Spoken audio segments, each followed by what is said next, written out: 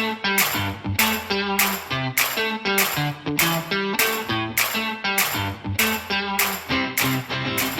everyone, and welcome to this edition of our 7 Investing podcast, where it's our mission to empower you to invest in your future.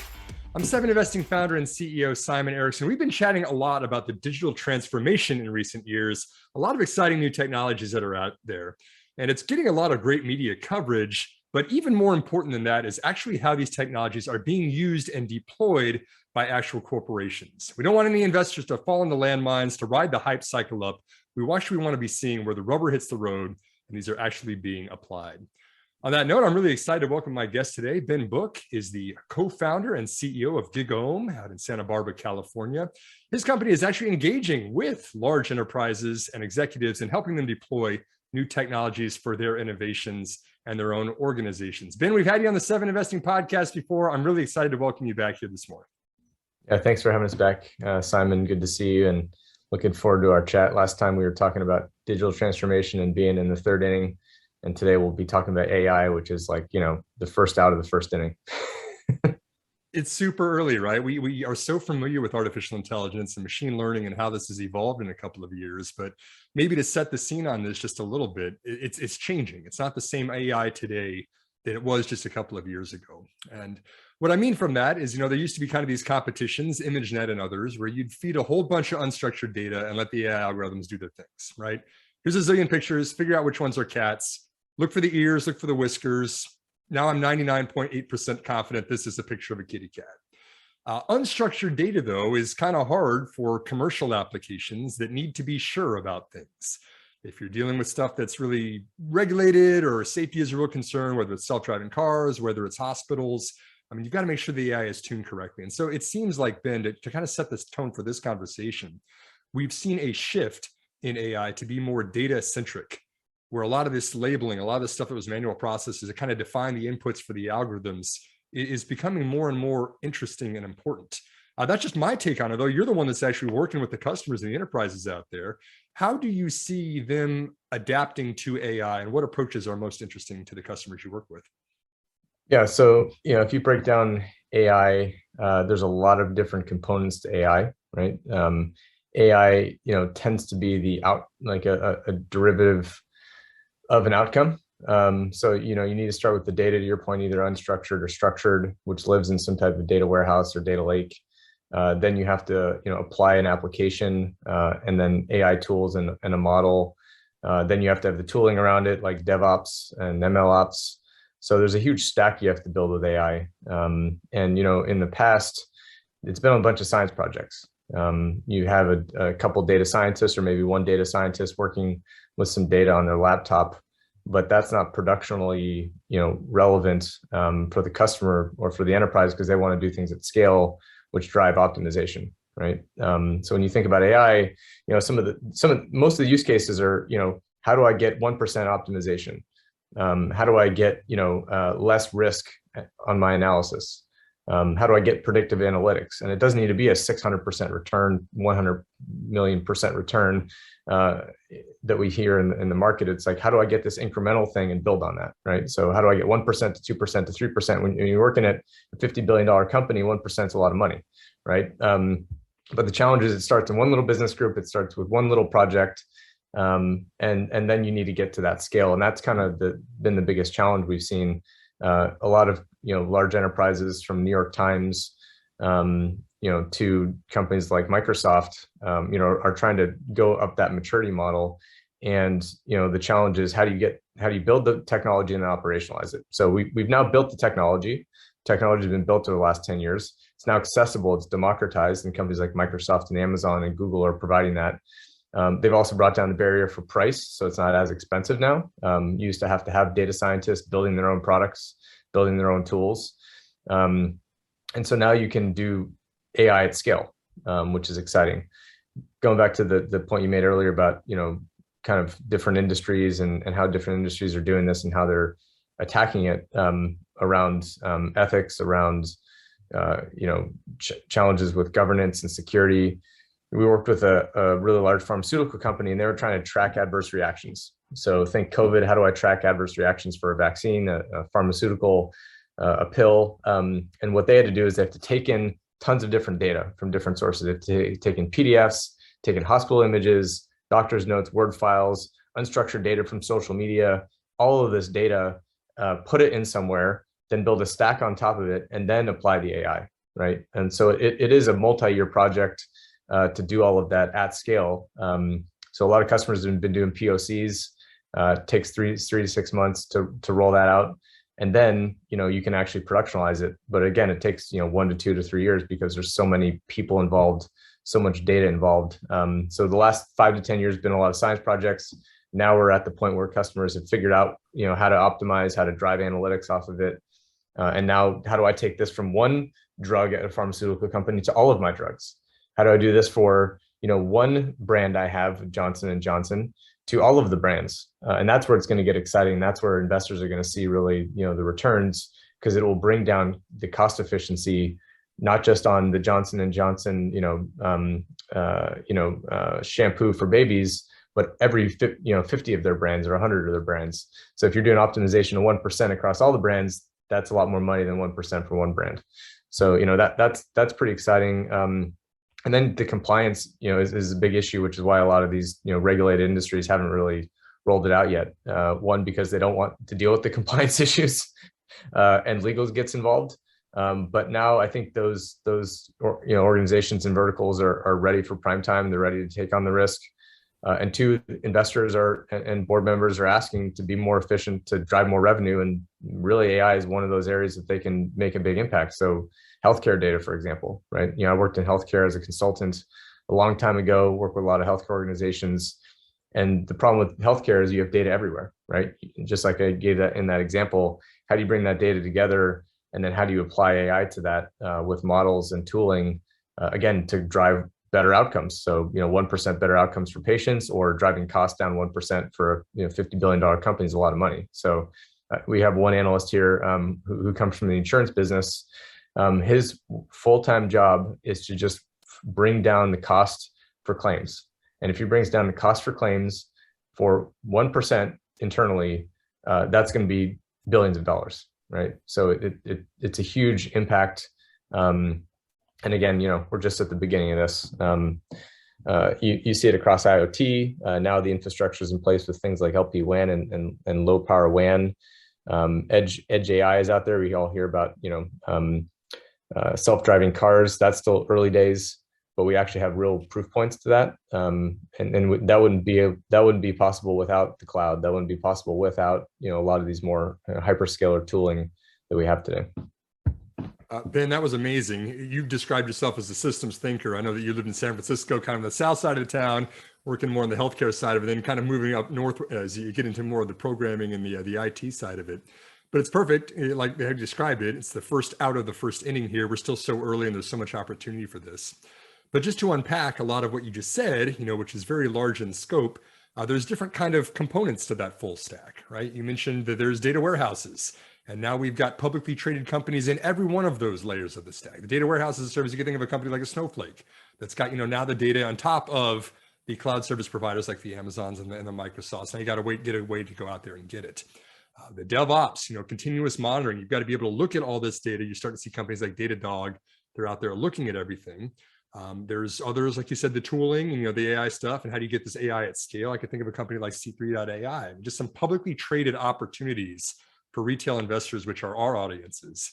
Those are just some examples, though. I would like to ask you at any point of that stack, or even if you want to mention about all of them, what's gaining traction out there? What are enterprises finding is really working really well for the solution? Or is it all dependent on who the customer is and what the application is? Yeah, good question. So, for large enterprise, they've all had these technologies before, right? They've had data warehouses. Many of them have had data lakes, so they had some Teradata, they had, Microsoft, they had Oracle, SAP, they had Cloudera, these companies. But, it was really a reporting thing. It was really like a tooling and not really driving business outcomes for the most part. Or if they were getting business outcomes, they weren't getting the business outcomes they wanted because they couldn't move the data in real time. They couldn't apply AI to it, et cetera, right? So it's kind of like the second or third version of data now, which is, okay, how do we actually take action on this? We have all this data. So yeah, the area that we see a lot of modernization, to your point, is at the data infrastructure layer, because every enterprise mid-market company is saying, how do we have the right infrastructure, but how do we apply it? I think the big challenge with a lot of legacy technologies, it wasn't easy to use. There was only the data DBA, database architect who could actually use it. Now we have technologies like Snowflake and Microsoft and some of the other ones are coming out to make it easier to use, so it democratizes access. That's been the biggest challenge. Otherwise, it's just locked away with the data team, right? You can say the same thing about things like AutoML or data science. There's a lot of tooling now that are accessible to anybody. Anyone can go to Google, you, me, your friend, your neighbor. They can go to Google and download some AI technology and actually use it. It's pretty incredible. So we're democratizing both the kind of data infrastructure layer all the way up to the application layer. But it does all come down to the foundational infrastructure. So again, a lot of companies are going to Snowflake or going to Microsoft if they're a Microsoft shop, or Amazon if they're more of a dev shop. I think a lot of that applies. And then to the next level, the next level is the DevOps, the orchestration tools. So companies like a Datadog, for example, would be there, but also companies like GitLab, GitHub, right? Those companies are starting to see traction, and that's kind of in the DevOps space. Again, DevOps was kind of something that's taken a while to get here. Data infrastructure has been here for many years, right? So people are modernizing their data infrastructure, doing it in new ways. DevOps is a new thing. So that's a huge opportunity for a lot of companies who want to be more agile. And so there's a huge runway for that. There are pockets of DevOps happening within large enterprise, but it's still not really rolled out. We work with a company called Pluralsight, who's the largest e-learning engineering company in the world. And they work with a lot of customers who are trying to adopt DevOps. And the challenge with that is, people. How do you have enough people? How do you train the people? Because it's still a new thing. So there's a huge runway for that if companies can prioritize it and focus on it. And that will drive the traction of DevOps and CI/CD and all those technologies. And then you start to get into the security component, right? Which is, GitHub and GitLab are also focusing on. Datadog is now focusing on that. All those DevOps tools are really focusing on the security piece because enterprises are prioritizing that. So security is starting to get baked into everything: data infrastructure, CI/CD, DevOps, Agile.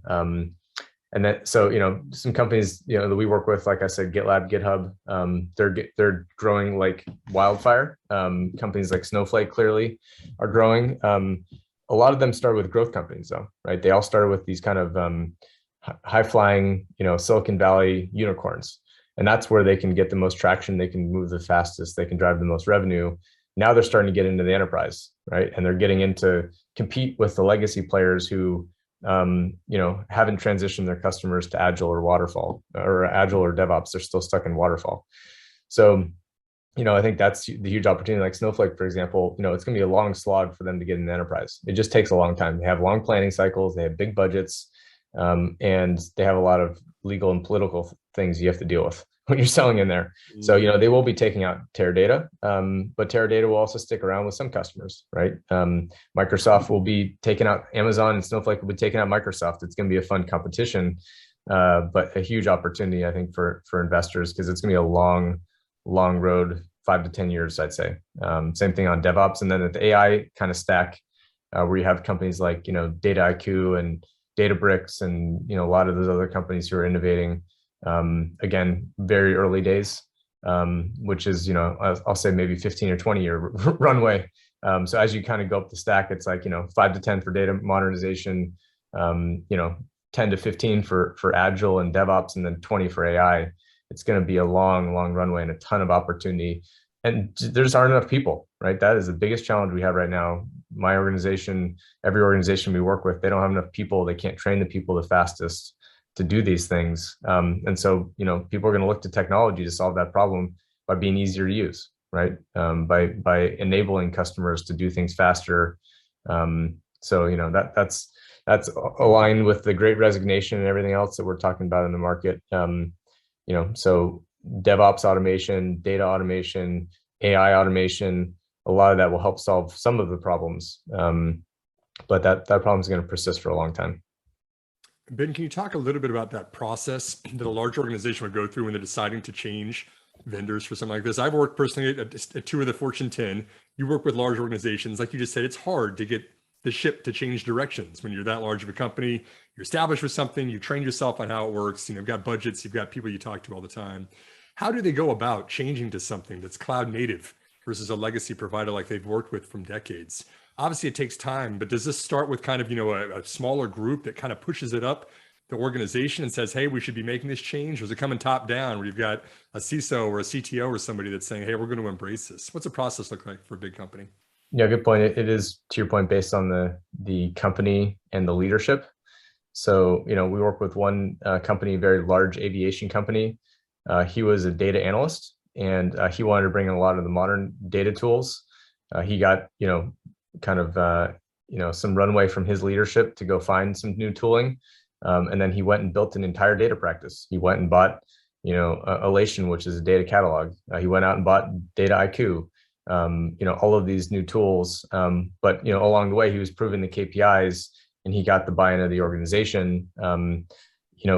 That's really how a lot of these modern projects start. They don't start from the top, right? Because the top is not as worried about the ease of use, the time to value, until their staff can prove it to them, and then prove the money equation. So the legacy players can kind of go top down, but then when it gets down to the top saying, hey, do you want to use these tools? And the bottom saying, no, I don't. And you need to retain those people. And if you give them the tools that they don't want, they're going to go to the next company.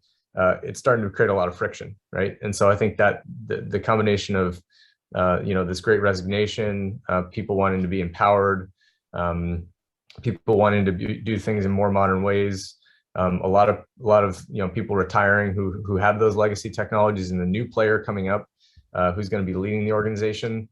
So a lot of it starts from the bottom.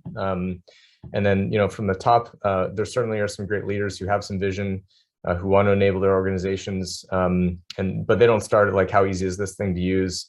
How is it going to democratize access? It's typically started with, what is the financial calculation? And if it's not a big enough financial calculation, then they kind of just put it on ice, right? I think, more recently, though, leaders are put under more pressure to not put stuff on ice.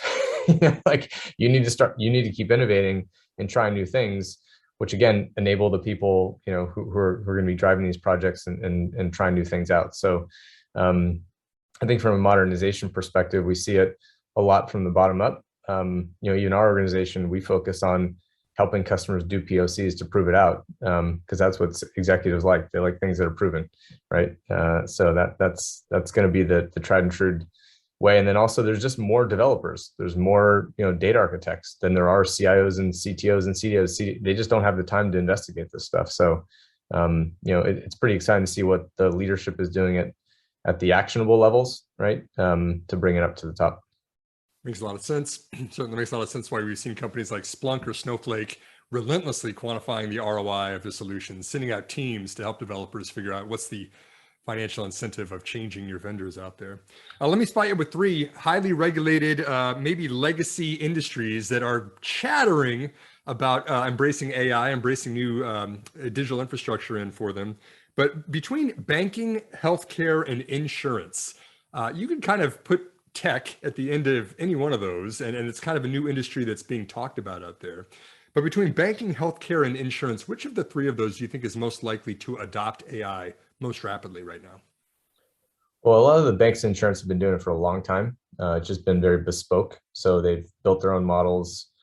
They built their own platforms over the past 20, 30 years, right? I think healthcare is the laggard in that one, because they typically don't have enough resources and enough money to spend on this stuff unless they're big enough. A lot of the other banking insurance companies, have entire departments to do this, right? Think auditors, think actuaries, right? They've been doing it in a way for a long time. But it's something now that, to do this and change is difficult, right? So, they might've been doing something bespoke or doing on legacy technology. Now they need to change to go to Snowflake or to go to Microsoft Azure or AWS or Google, to go do the POC, to implement it, to get the buy-in, to get the budget. It can take, 1 to 3 years to do that, right? So the banks and the insurance companies are well on their journey to doing that, but they're still doing it, they're still putting in the data infrastructure, right? They're still not being able to deploy AI across every single business, across fraud, across credit cards. They're still early days.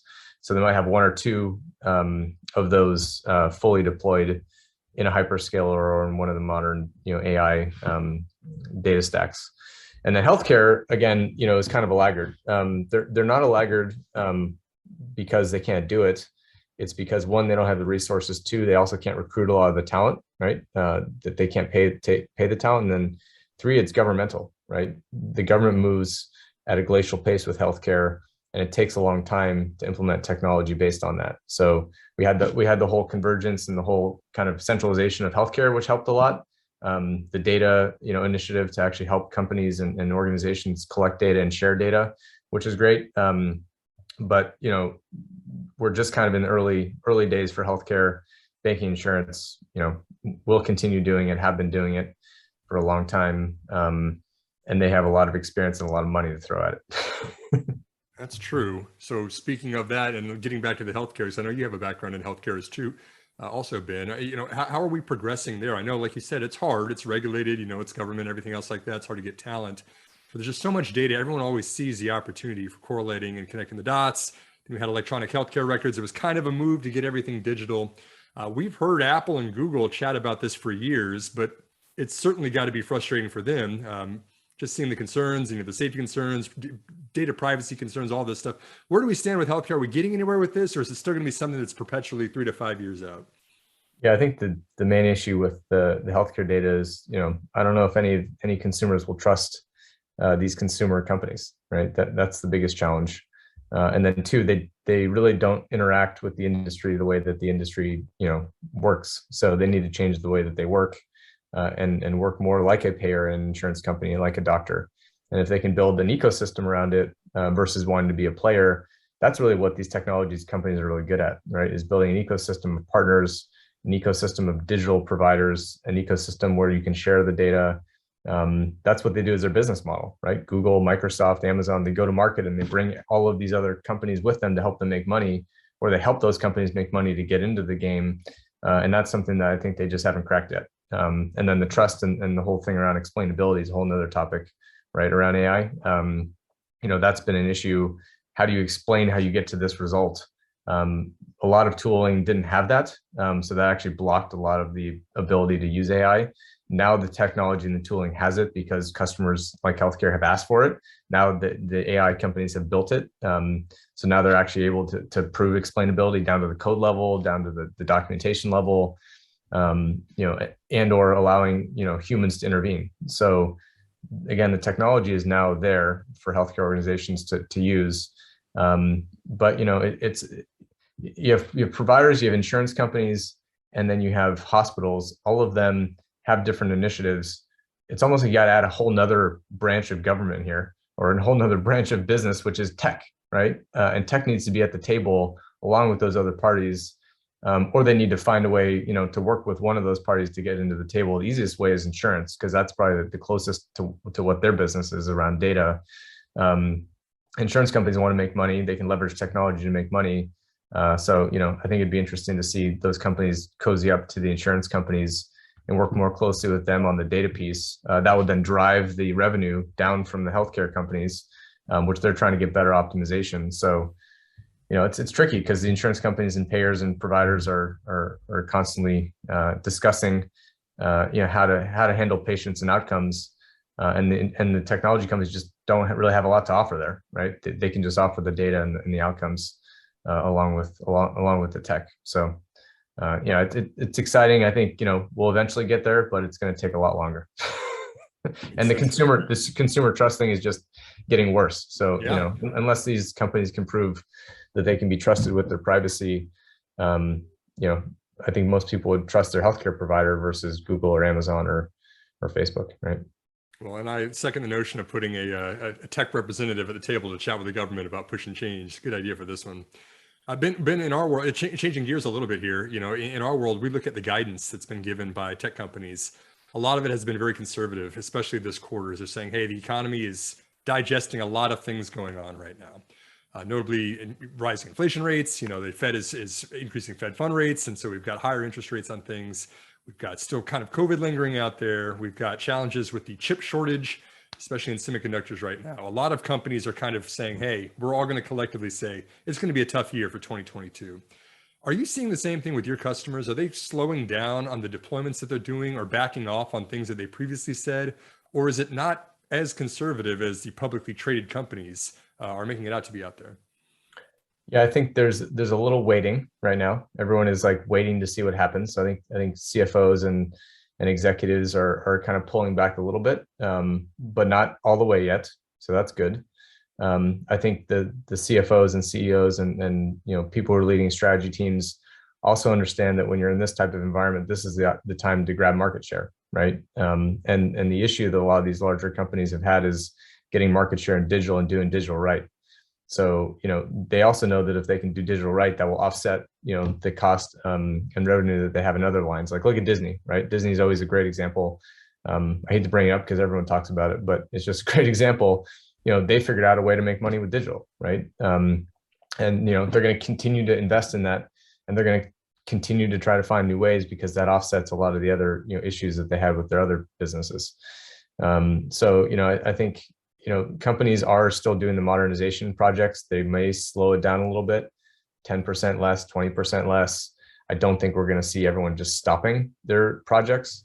And then two, again, back to the talent. Like talent wants to be at a place where the company is going to provide vision, they're going to modernize. And if they want to continue to retain their talent, they have to keep doing these things. So, that's another piece that I just keep bringing up, but it's just a big challenge now with the talent shortage. Has the shortage for everything.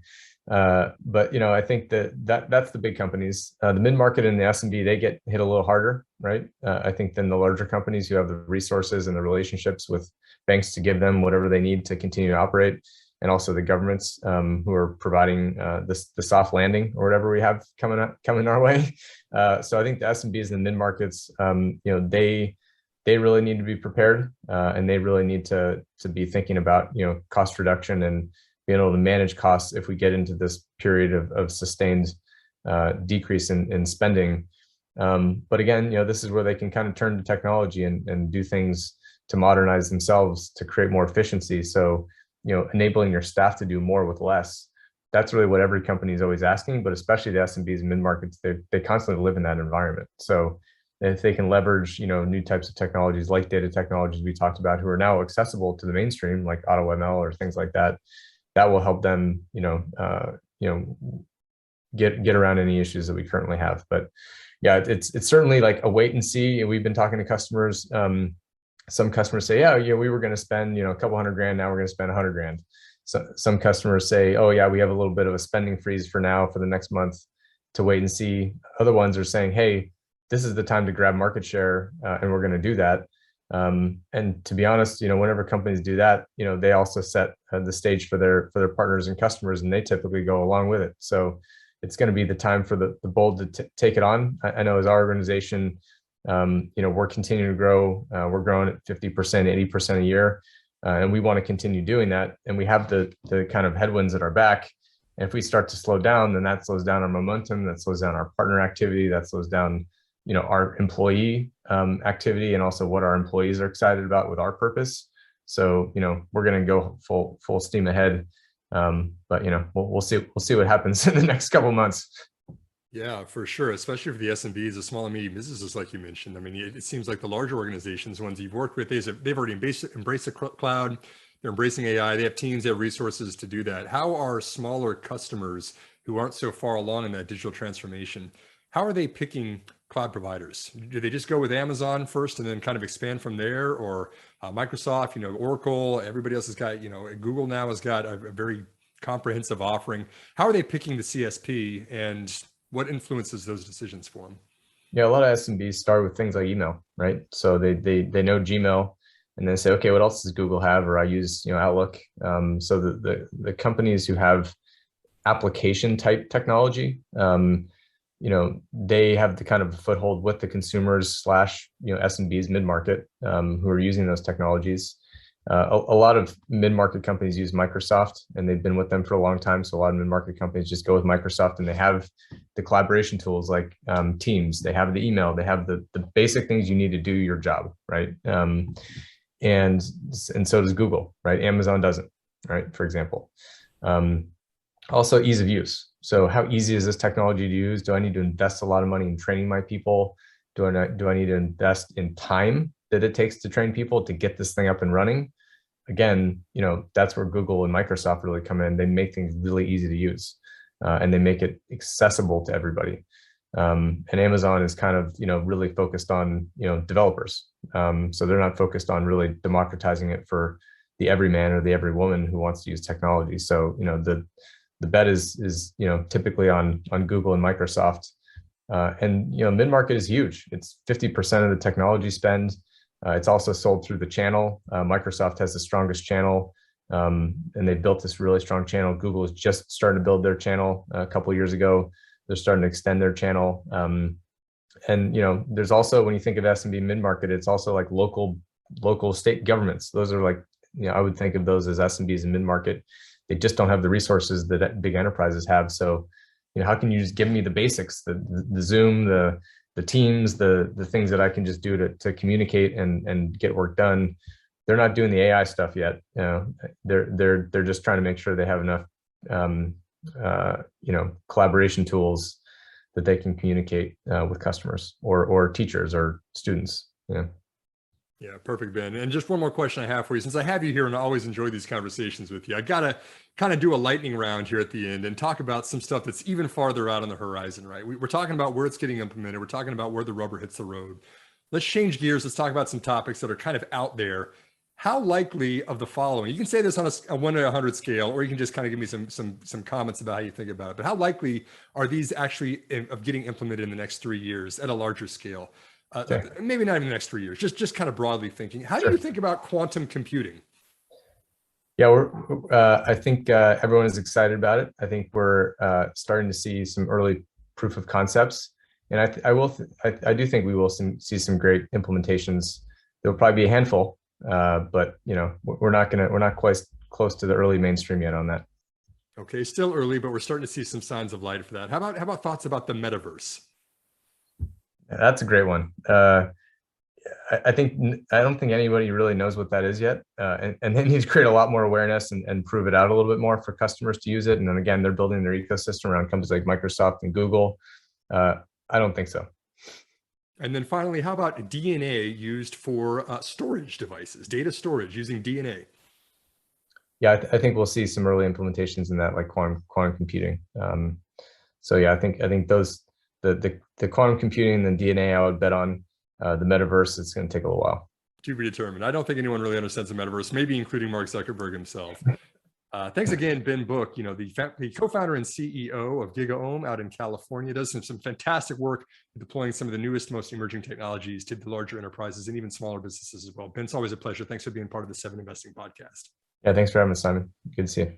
And for anyone who subscribes to our podcast or enjoys these conversations, we encourage you to also join our email list where we give key takeaways from each one of our conversations. You can find those at 7investing.com/email-sign-up. That will hit your inbox with a written recap of every one of these podcasts that we record. So once again, I'm 7 Investing founder and CEO Simon Erickson. It is our mission to empower you to invest in your future. We are 7 Investing.